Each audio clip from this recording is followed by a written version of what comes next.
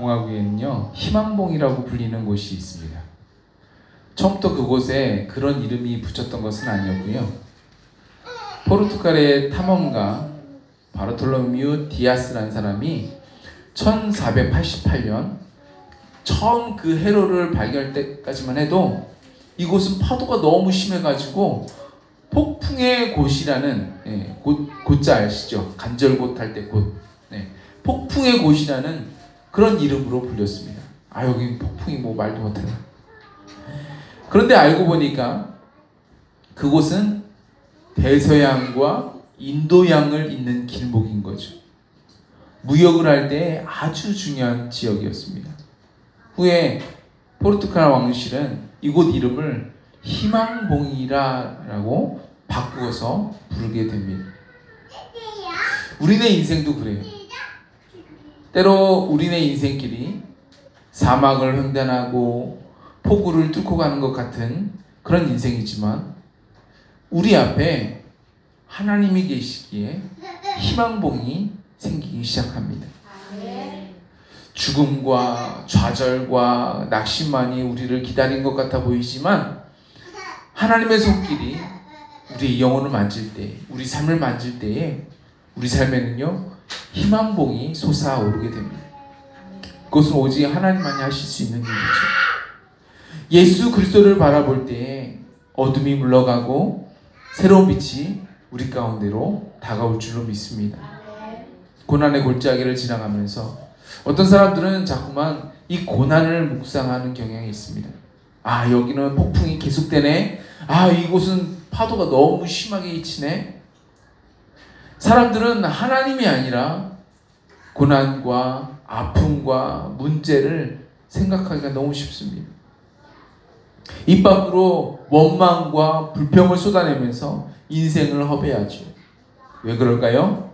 하나님의 신실하심을 믿지 못하기 때문에 그렇습니다. 이 모든 문제를 해결하실 하나님을 기다리지 못하는 거예요. 인내를 가지고 하나님을 기다려 보시기 바랍니다. 진정한 희망봉이 되시는 주님께서 우리 삶 가운데 반드시 역사하실 것입니다. 우리 삶의 파도가 심해지면 심해질수록, 파고가 높아지면 높아질수록 어떻게 생각해야 됩니까? 아, 이제 희망봉에 다다르겠구나. 이제 얼마 안 있으면 하나님께서 내 삶 가운데 역사하시겠구나. 이렇게 반대로 생각하시기 바랍니다. 믿음으로 이렇게 주님만 바라보시는 저와 여러분 되시기 바랍니다. 예, 이렇게 인내함으로 주님을 기대하고 주님을 소망하면서 나아간다면 주님께서 우리로 소망의 항구로 우리를 인도해 주시리라 믿습니다. 예수님께서는 우리에게 이렇게 말씀하셨어요. 수고하고 무거운 짐진 자들아, 다 내게로 오라. 내가 너희를 쉬게 하리라. 나는 마음이 온유하고 겸손하니 나의 멍에를 메고 내게 배우라. 그리하면 너희 마음이 쉼을 얻으리니 라고 말씀하셨어요. 수고하고 무거운 짐진 자들을 향해서 주님은 내게로 오라고 말씀합니다. 내게로 오라, 내게로 오라. 왜 자꾸 오라고 말씀하실까요? 우리로 쉬게 하시려고. 우리 마음이 요동치고 답답하고 공허하고 어찌할 줄 모른다면 그것은 바로 우리가 주님께로 나아가야 할 때라는 사실인 겁니다. 주님은 우리 마음으로 하여금 쉬게 만드세요. 쉬게 만드세요. 예. 어떤 사람 얘기하죠. 아, 쉬는 게 아니야. 노는 게 아니야. 예. 집에서 열심히 노는데도 불구하고, 예. 알고 보면 백수예요. 그런데도 노는 게 아니야. 쉬는 게 아니에요. 예. 마음이 불편하다는 거죠. 마음이 불편할 수가 있습니다. 아무리 열심히 쉬고, 아무리 휴가를 많이 잔뜩 갔다 오고, 아무리 여행을 갔다 오고, 아무리 뭐 세계 일주를 한다 하더라도 마음이 힘들 수가 있습니다. 쉼을 못 얻을 수가 있습니다. 주님은 우리로 하여금, 우리의 마음으로 하여금 쉼을 얻게 해주고 싶으세요. 그래서 주님은 우리가 쉼을 얻게 하기 위해서 어떻게 하시나요? 말씀하셨죠. 나는 마음이 온유하고 겸손하니 나의 멍에를 메고 내게 배우라. 그리하면 너희 마음이 쉼을 얻으리니 라고 말씀하셨습니다. 우리가 주님 안에서 쉼을 얻기 위해서는요, 주님께로 가야 된다는 거예요. 주님께로 가야 됩니다. 주님께로 나아갈 때 주님은 이렇게 하라고 말씀하셨어요. 뭐죠? 주님의 마음을 배워라. 배워라 말씀하셨어요. 주님의 마음은 어떻다고요? 온유하고 겸손하다고 말씀하셨어요. 그 온유하고 겸손한 주님의 마음을 배우라는 거예요. 근데 주님의 마음을 배울 때 조건이 있습니다. 어떤 조건이? 조건이 있어요. 이 말씀이 적혀 있습니다. 먼저 주님의 멍에를 메워야 된다는 거예요. 주님의 마음을 배울 때에 주님의 멍에를 메워야 됩니다. 그 멍에는요, 그 당시에 소에게 사용했던 도구였어요. 멍에. 소가 밭을 가려면 인공지능으로 알아서 가나요? 그러지 않죠. 소가 알아서 갈지 않습니다. 요즘 인공지능도요, 구체적으로 설명해 줘야 돼요. 미리 선교육을 해줘야 됩니다.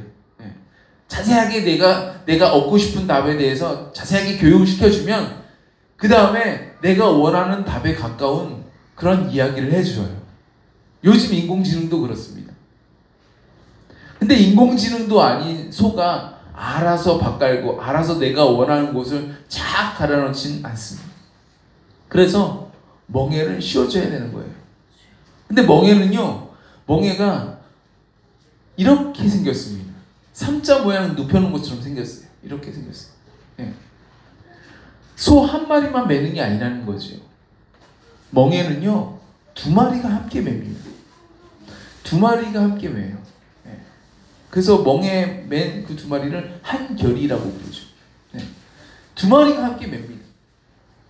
평소에 밭을 아주 잘 가던, 일을 잘하던 소하고요. 그리고 평소에 밭을 많이 갈아보지 않았던 어린 소, 그 둘을 함께 묶어 놓습니다. 멍에를 함께 매게 만들어요. 그러면 밭을 많이 갈아봤던 소가 일을 주로 하죠. 잘하던 소 아니겠습니까? 그래서 일을 주로 해요. 그리고 밭을 많이 갈아보지 않았던 어린 소는요, 옆에서 따라다니는 거예요. 멍에가 있기 때문에 딴 데로 갈 수 있어요? 없어요? 없지요. 그냥 따라다니는 겁니다. 따라다니면서 뭐 하는 거예요? 일을 배우는 겁니다. 일을 배우게 되는 거예요. 배우면서 이제 밭 가는 일에 대해서 알게 되는 거죠. 우리가 내 마음과 내 뜻대로 살 때에는요, 주님에 대해서 잘 알 것만 같죠. 예수님에 대해서 잘 알 것만 같죠. 근데 사실 잘 몰라요. 모릅니다. 주님의 마음도 모르고 주님도 뜻도 모르면서 아는 척하면서 살 때가 많습니다. 그래서 신학교 1, 2학년이 제일 위험해요. 제일 위험해요. 요즘 학생들은 전도사 사역도 잘 안 나간대요. 알바를 하면 했지 전도사 잘 안 나간대요. 왜? 알바비가 더 많은 거거든요. 요즘엔 더 많이 벌거든요. 그래서 사역도 안 해요. 그러면서 교수님이 하는 말, 또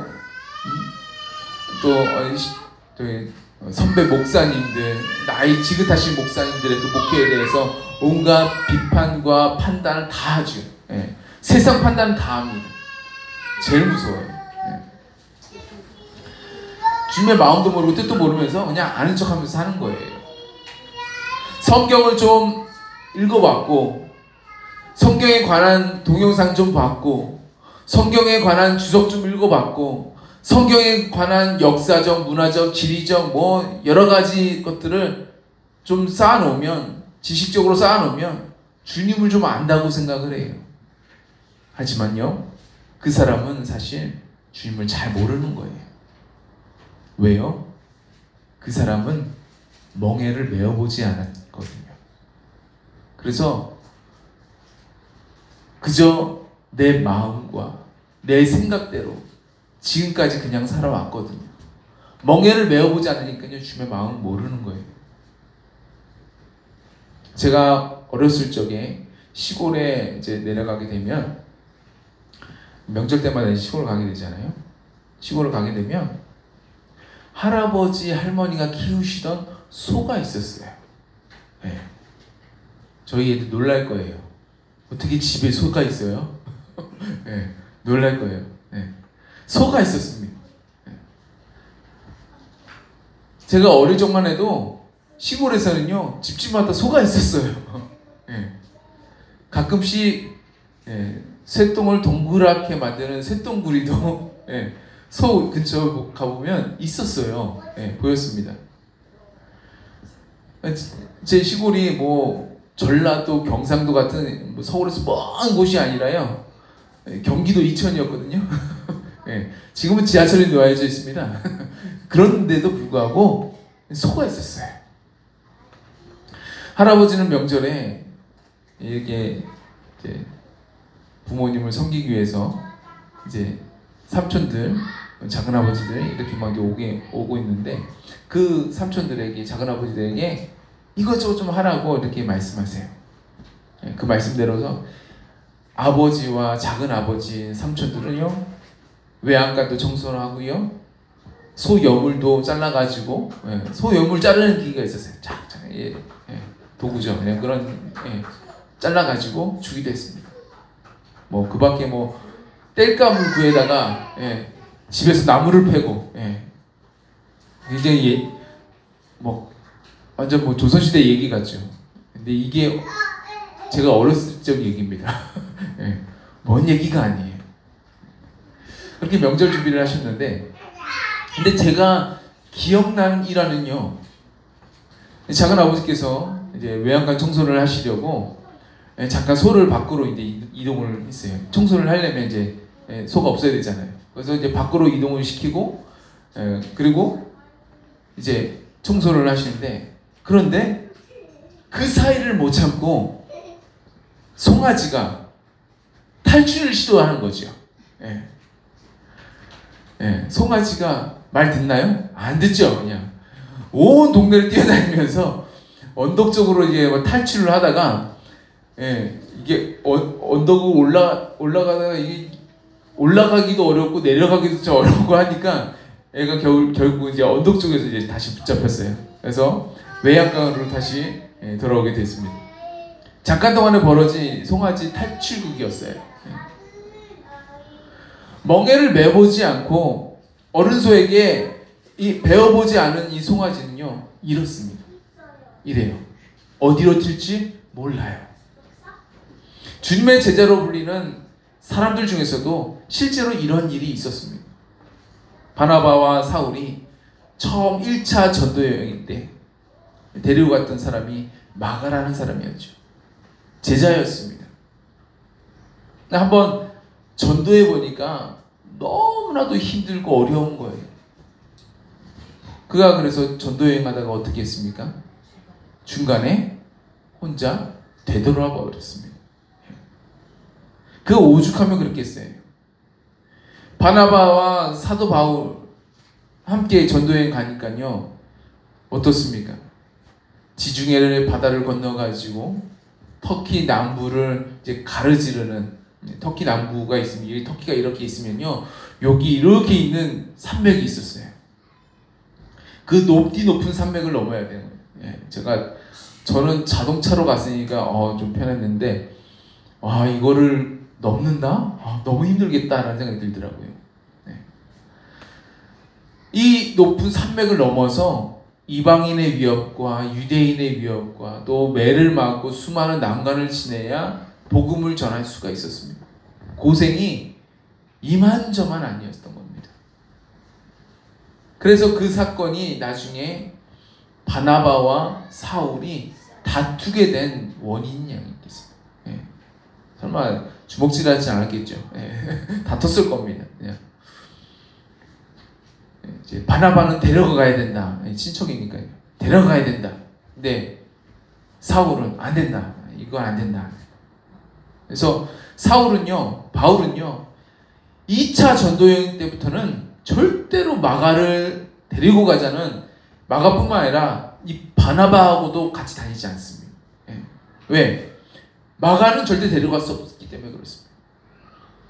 마가는요 멍에를 메고 제대로 배워본 적이 없어서 언제 또 다시 탈출국이 펼쳐질지 모르는 사람이었거든요.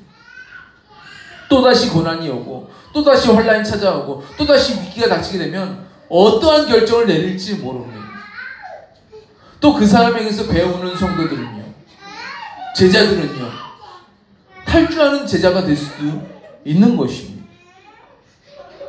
주님과 함께 멍에를 메고 주님과 함께 동행을 하면서 주님으로부터 겸손을 배우고 주님으로부터 온유를 배운 사람은요, 고난 중에도 환난 중에도 어려움 중에도 탈주하거나 도망치거나 그 상황을 어떻게든 벗어나려고 애쓰는 게 아니라 그 마음에 그 상황 가운데서도 환난 가운데서도 쉼을 얻을 수 있다라는 말입니다. 왜냐하면 이것은 예수님께서 하나님 아버지의 말씀에 순종함으로 비아 돌로로사라고 하죠. 십자가의 길을 주님이 걸으셨어요. 걸으심에도 불구하고 그 겸손함과 그 온유함으로 인하여서 그 십자가 상황에서도 누리셨던 참 평안이었거든요. 세상이 줄 수 없는 참 평안이 예수님 안에 있습니다. 예수님과 함께 동행하면서 예수님으로부터 그 마음을 배운 사람에게는요, 이 마음이 찾아오는 거예요. 무슨 마음입니까? 참 평안이 찾아오는 겁니다. 어떤 환난과 어떤 고난과 어떤 어려움이 닥친다 할지라도 견딜 수 있는 참 평안. 이 평안이 임한 사람은요, 환난 중에도 절망하지 않습니다. 낙심하지 않습니다.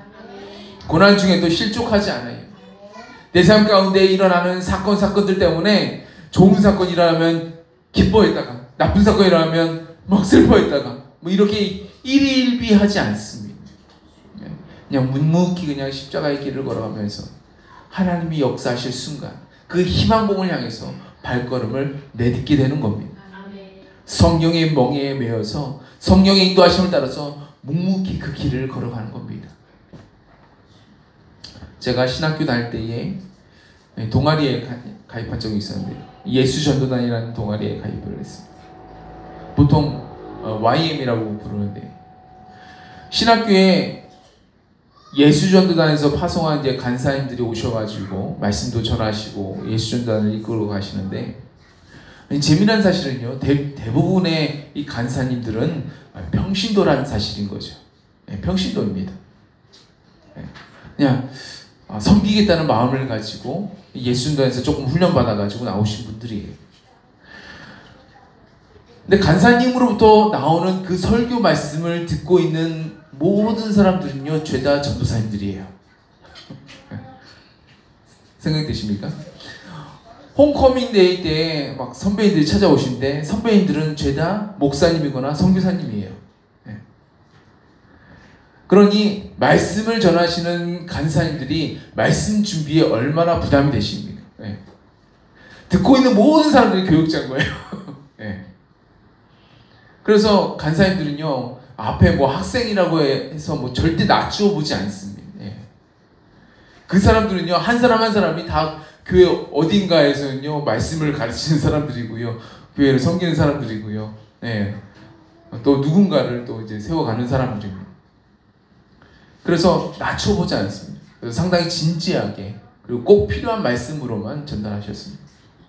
근데 그분들이 추천한 책들 중에는요, 로렌스라는 형제가 쓴 하나님의 임재 연습이라는 그런 책이 있습니다. 그리 두껍지 않은 책이에요. 조그만 책입니다. 로렌스라는 분이요, 프랑스 파리에서 한 수도원에서 80세가 되기까지 섬김과 사랑의 실천을 보여줬던 사람인데요. 처음 그가, 이 로렌스라는 사람이 수도원에 들어왔을 때에 로렌스 형제는요, 하루 종일 기도하고 하루 종일 성경을 묵상하는 그런 고상한 삶을 생각을 했습니다. 내가 이제 수도원에 들어가니까 하루 종일 기도하겠지, 하루 종일 성경 말씀 묵상하겠지, 내가 얼마나 더 거룩해질까, 그런 기대함을 가지고 나왔습니다. 그런데 그가 들어가니까 어떻게 돼요? 요리를 해야 돼요. 그리고 먹은 그릇을 깨끗이 치우고 설거지하는 일을 해야 되는 거예요. 자기한테 맡겨진 일이 그런 일이었어요. 요리하고 치우고 설거지하는 그런 일들. 아무도 하고 싶지 않은 그런 일들이었습니다. 그러나 일단 이 로렌스 형제는 이 일을 기도하면서 하기 시작을 했습니다. 그리고 모든 일을 은혜로 최선을 다해서 감당하기로 결심을 했습니다. 처음에는 힘들었지만, 처음에는 어렵지만 이렇게 기도하면서 결단하면서 나아가니까요, 갑자기 부엌에서의 그 섬김이 기쁨이 되는 거예요. 그 일이 하나님께 더 가까이 나아가는 통로가 되어버렸습니다. 그가 이렇게 이야기합니다. 나에게 일을 하는 시간은 기도하는 시간과 크게 다르지 않습니다. 물론 어떤 사람들은 다른 일들을 섬기도록 부르심을 받았지만, 나는 부엌에서의 이 시끄러운 소리들과 그릇들이 달그락거리는 소리들 속에서도 마치 성전에서 무릎을 꿇을 때처럼 놀라운 평정을 누리며 하나님을 소유합니다. 이렇게 이야기했습니다. 로렌스의 형제의 이 삶과 영성을 보면서 깊이 우리가 생각해야 될 것은요, 우리가 예수님과 함께 멍에를 메고 예수님과 함께 동행을 하고 있는지 여부인 거예요. 우리가 일상생활 속에서도 하나님의 임재와 하나님과의 동행을 누리며 살고 있는지 우리는 확인해 봐야 됩니다. 예배를 드릴 때뿐만 아니라 노동하는 현장에서, 복잡한 인간관계 속에서, 일상생활 속에서 예수님과의 동행을 누리는 삶이 얼마나 중요한 일인가 알아야 되는 거죠. 오늘 주님은 마태복음 28장, 마태복음의 마지막 장, 마지막 절을 장식하시면서 이제 예수님께서 승천하시기 전에 제자들에게 이렇게 강하게 말씀하셨습니다.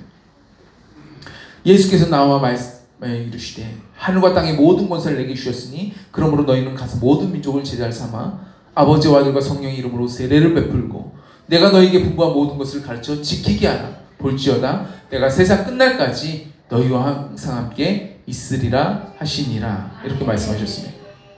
이 말씀은 책에서나 목사님으로부터 또 다른 어떤 신학자들로부터 이렇게 부릅니다. 지상 최대의 명령이다. 인간들에게 주신 대사명이다. 이거는 주님의 대명령이다. 이렇게 불려요.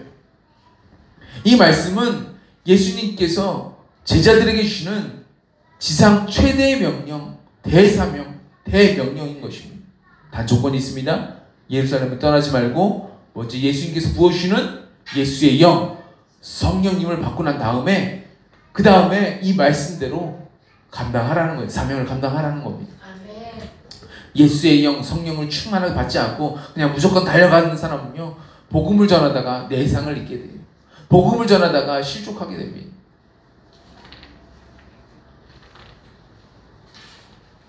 어쨌든 오늘 이 말씀은 예수님을 따르는 주님의 제자들이라면 반드시 듣고 반드시 새겨야 할 주님의 간곡한 부탁이자 주님의 마음이 담겨있는 소망이자 예수님의 제자들이 반드시 지켜야 할 명령인 것입니다. 근데 이 명령에는 군대 명령하고는 조금 다른 뉘앙스가 있는 거예요. 군대에서 명령이라고 하면요, 어떻게 해야 됩니까? 반드시 다 따라야 되는 거죠. 똑같습니다. 반드시 다 따라야 됩니다. 부대에서 훈련을 명령하면 훈련을 해야 되는 거예요. 네. 누가 뭐라 상황이 어떻게 되든 그냥 해야 되는 거예요. 부대장이 부대 관리를 명령합니다. 그럼 어떻게 해야 돼요? 부대 관리를 해야 되는 거예요. 네. 각자 자기에게 주어진 일을 감당해야 되는 겁니다. 어떤 사람은 페인트를 칠을 하고 어떤 사람은 무너진 담장을 다시 세우고 부대 관리를 해야 되는 겁니다. 전투를 명령했습니다. 전투 준비를 명령했어요. 그러면요, 모든 부대원이 옷을 입고 순식간에 이제 후다닥 가려가지고 옷을 입고 가방을 싸고 총기를 휴대하고 전투 준비를 마쳐야 되는 겁니다. 이제 말만 하면 달려갈 수 있을 준비가 다 돼야 되는 거예요. 네. 군대에서 출동을 명령하면 어떻게 됩니까? 재빨리 뛰어가가지고 트럭이나 장갑차를 타고 작전 지역까지 나가야 되는 겁니다. 네. 눈치 볼 필요가 있어요? 없습니다. 그냥 나가야 되는 겁니다. 이게 군대에서 주어지는 명령입니다. 명령하면 무조건 움직여야 되는 거예요. 눈치 보고 상황 파악하고 확인해 볼 그런 여력 없습니다. 명령이 내린 것 동시에 무조건 움직여야 됩니다. 명령이 내렸는데 명령을 내린 중대장님, 대대장님 안 보여요. 어디 가셨지? 그럼 어떻게 될까요? 부대 관리 명령을 내린 우리 중대장님, 대대장님이 차를 타고 외부로 나가셨어요. 부대 관리 해야 될까요? 말아야 될까요? 네. 그래도 명령은 해야 되죠. 해야 됩니다. 제가 군대에서 있으면서 느꼈던 것은요, 군대에서 명령을 내린 지휘관이요, 솔선수범해가지고 나와 함께 그 부대 관리라든지 그 훈련이라든지 어떤 뭐 전투 준비라든지 어떤 출동이라든지 나와 함께 그 일을 하는 경우는 거의 없습니다. 네. 없어요. 네. 부대장님이 나와 함께 뭐 뛴다? 나와 함께 걷는다? 별로 없습니다. 네. 뭐 보여주기 식으로 조금 할까 말까? 거의 없습니다. 거의 없어요. 중대장님, 대대장님이 5분 대기조라고 있는데 이 5분 대기조 출발! 명령하고 나서 같이 뛰어가나요? 안 뛰어갑니다. 안 뛰어가요. 네. 병사들이 뛰어가는 거지. 안 뛰어갑니다. 부대 관리를 하나 딱 명령을 하고 난 다음에 같이 뭐 페인트 칠을 하십니까? 절대 안 해요. 절대 안 해요. 작전 지역을 수시로 돌아보긴 해도 나와 함께 작전 지역으로 달려가시지는 않아요.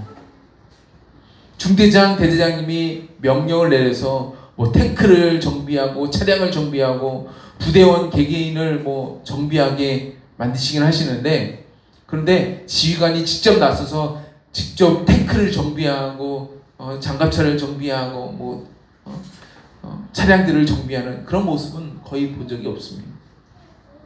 지휘관은요, 정비를 잘 하고 있는지, 정비가 잘 되어 있는지 그 여부만 확인하죠. 근데 우리가 우리 신앙생활 가운데 예수님의 모습을 바라보면요, 예수님은요 제일 위대한 지휘관이신데도 불구하고 만왕의 왕이시잖아요. 왕이시잖아요. 그럼에도 불구하고 예수님은 명령만 내리시는 분이 아니라는 사실입니다. 잘하고 있는지 못하고 있는지 확인만 하는 그런 분이 아니시라는 거예요. 우리 예수님은 내가 세상 끝날까지 너희와 항상 함께 있으리라 말씀하세요. 아멘. 내가 너희와 항상 함께 이 복음전도의 멍에, 이 제자훈련의 멍에, 이 멍에를 내가 함께 지겠다고 말씀하세요. 주님이 말씀하신 대명령, 이 멍에를 예수님과 함께 지고 가면 내가 혼자 지고 가는 거하고 무슨 차이가 있을까요? 첫 번째, 우리가 주님의 마음을 배우게 됩니다. 주님의 마음을 배우게 돼요. 나에게 맡겨진 그 제자 삼으라고 그랬잖아요. 나에게 맡겨진 제자가 있어요. 이 제자를 향한 주님의 마음을 알게 되는 거예요. 네. 주님은 성도를 세워라 말씀하시지 않았습니다. 주님은 성도를 양육하라 말씀하시지 않았어요. 주님은 제자 삼으라고 말씀하셨어요. 그래서 제자 삼아야 되는 거예요. 여러분에게도 제자가 있어야 되는 거예요. 주님이 나에게 제자를 맡겨주셨으면 그 제자를 삼아서 그 제자를 훈련시키고 그 제자를 가르치고 그 제자가 주님의 모습을 닮도록 해야 되는 것입니다. 정확하게는 어떻게 닮게 돼요? 내 모습을 닮게 되는 거예요. 그래서 나에게 맡겨진 그 제자를 향한 주님의 마음을 알게 되는 겁니다. 같이 주님과 함께 멍에를 메고 다니다 보니까 나에게 맡겨진 그 제자를 향한 주님의 마음이 느껴지는 거예요. 주님이 그 제자를 얼마나 사랑하고 계시고 얼마나 아끼고 계시고 얼마나 잘 훈련시키고 원하시는지 그 주님의 마음이 내게도 느껴지는 겁니다. 얼마 전에 제가 기도하는데 주님이 내 사랑하는 내 귀한 양떼를 잘 부탁한다 이렇게 음성을 주시는데 갑자기 제 안에 그 주님의 마음이 느껴지는 거예요. 저도 모르게 눈물이 핑 돌더라고요. 그게 뭐 슬플 때가 아니었거든요. 그런데 제 안에 그 마음이 느껴지니까, 주님의 마음이 느껴지니까 제 안에 그런 눈물이 나오더라고요. 예수님이 나와 함께 하시면요, 예수님의 바람, 예수님의 생각, 예수님의 뜻이 나에게도 전달이 되게 됩니다. 내가 보기에는 그 제자는 볼품없어 보이고 연약해 보이고 부족해 보이겠지만 주님이 보시기에는 한없이 사랑스러운 제자인 거예요. 그래서 기도를 해도 주님, 지금은 비록 연약하고 지금은 비록 부족하지만 주님, 이 제자를 주님 축복해 주옵소서. 은혜로 충만케 해 주옵소서. 그래서 주님이 기뻐하시는 제자로, 훌륭한 제자로 주님 서게 해 주옵소서. 이렇게 기도할 수가 있게 되는 거죠. 주님이 주신 멍에를 내가 혼자 지고 가는 것과 예수님과 함께 지고 가는 것이 어떤 차이가 있을까요? 두 번째, 주님의 권세가 부어지게 됩니다. 네. 예수님께서는요, 우리 제자들에게 대사명, 대명령을 주실 때에 이렇게 말씀하셨습니다. 18절입니다. 예수께서 나와 말씀하여 이르시되 하늘과 땅의 모든 권세를 내게 주셨으니, 하늘과 땅의 모든 권세를 하나님께서 예수님에게 부어해 주셨다는 겁니다. 우리가 아니에요. 예수님에게 주셨다는 겁니다. 요한계시록 보면요, 어린 양이 되심으로 심판하는 권세, 심판권까지도 주님이 예수님께 주셨다라고 기록되어 있습니다. 예수님께서 공생에 활동하신 중에도 바람아 잔잔하라 라고 말씀하시니까요. 네. 그 한마디에 갈릴리 호수에 풍랑이 쳤었는데 그 풍랑치는 호수가 잔잔해져 버렸어요. 네. 파도가 잔잔해지고 바람이 잔잔해지고 다 잔잔해져 버린 거예요. 어떻게 그런 일이 있을 수가 있습니까? 우리가 말하면 원래 바람이 잔잔하라고 말하면 잔잔해지는 겁니까? 잔잔해지던가요? 지금 중국에 우리나라에서 사라졌던 한동안 사라졌잖아요. 갑자기 장마전선이 오다가 갑자기 장마가 갑자기 사라졌네? 했잖아요. 그 장마전선이 어디에 있었냐면요, 중국에 있었습니다. 그 중국에 계속 머물러 있었어요. 이제 오려고 하는 것 같아요. 이번 주에 이제 비가 수요일 빼고 다 온다고 이제 기록이 있었는데, 그 장마전선이 중국에 계속 있다 보니까 어떤 일이 일어납니까? 폭우가 내려가지고 계속 내려가지고 물난리가 보통 심각한 게 아니에요. 중국 정부에서 다 차단해가지고 막고 있으니까 그 소식을 많이 못 들어서 그러지 굉장히 심각했습니다. 엄청나게 심각했습니다. 폭우야 잠잠하라 외치면 중국의 장마전선도 잠잠해져야 되는 거 아니에요? 근데 잠잠하지 않는 거예요. 안타깝게도 자연은요, 우리 말을 잘 안 듣습니다. 왜요? 우리에게는요, 그 말을, 바람이 그 말을 들을 만한 권세가 없기 때문에 그렇습니다. 권세가 없어요. 그 권세는 오직 누구예요? 예수님에게만 갖고 계시는 겁니다. 하늘과 땅의 모든 권세를 주님이 갖고 계세요. 그래서 주님이 나와 함께 하시면요, 물같은 성령님, 기름같은 성령님, 바로 같은 성령님, 불같은 성령님이 때로 역사하시기도 하시고 때로 주님이 원하시는 대로 역사를 이루세요. 사도 바울은요, 예수님과 동행하면서 그 강력한 권세로 주님이 막 말씀 가운데 역사하셨기 때문에 수많은 교회와 수많은 성도들이 세워진 줄로 믿습니다. 이 부산 땅과 이 대한민국 땅에도 주님의 강력한 그 권세가 나타나서 복음으로 새롭게 세워지는 이 나라가 되기를 소망합니다. 이 땅은 지금 새롭게 일어나는 교회, 새롭게 일어나는 부산, 새롭게 일어나는 이 대한민국을 원해요. 지금 시대적인 부르심이 바로 그것입니다. 그래서 이 땅에 우리가 하나님의 나라를 세우기 위해서 이 시간 주님과 함께 멍에를 메고 나아가는 그 순간이 필요할 줄로 믿습니다. 함께 기도하겠습니다.